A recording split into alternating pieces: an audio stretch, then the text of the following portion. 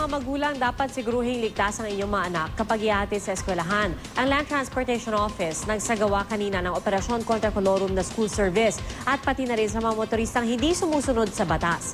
Balita hatid ni Victoria Tulad, exclusive.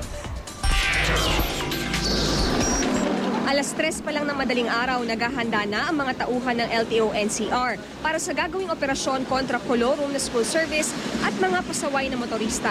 Unang pinuntahan ang Justice Cecilia Muñoz Palma High School sa Payatas, Quezon City. Alas 4 ng madaling araw, may mga ihinahatid ng estudyante. Maya-maya pa, may mga nahuli na. Napakamot na lang ng ulo ang isang tatay matapos kumpiskahin ang plaka ng kanyang motor. Ayon sa LTO, hindi ito nakarehistro. Bukod dyan, wala ring helmet ang mga sakay nito. Pero meron po kayo talagang helmet? Ma'am, meron naman po sa bahay. Sadyang nakalimutan? Isa na rin siguro ma'am sa dahilan yon sa Pero meron po kayo talagang helmet? Ma'am, meron naman po sa bahay.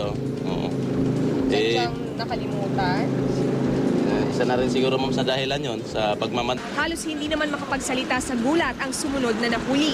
Pinara siya dahil wala siyang helmet pero nalaman ng otoridad na wala ring lisensya at ORCR ang lalaki. Ang masama pa, government vehicle ang kanyang sasakyan. Ang driver biglang umalis at iniwan ang sasakyan. Matapos ng ilang minuto, dumating ang may-ari ng motor pero hindi na nagpa-unlock ng panayam. Marami pang hinuli dahil walang helmet o kaya'y higit sa 2 ang sakay ng motorsiklo. Atid ko lang po siya doon. Oo, wala. Diyan lang po kasi wala po. Hindi po kayo nakabili ng extra helmet? Wala pong helmet yung ang kasama po ninyo. Yung pong violation po. Tama meron sa atin porket malapit tayo, hindi tayo nag-helmet. Di ba? Wala naman lagay sa batas na malapit tayo, hindi tayo mag-helmet.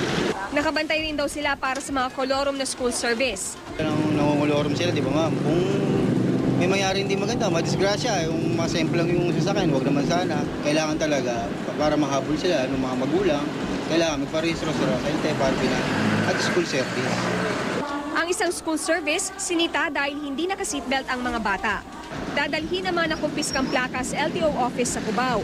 1,000 pesos hanggang 4,000 pesos ang multa sa mga mahuhuling sumusuway sa batas. Victoria Tulad, GMA News.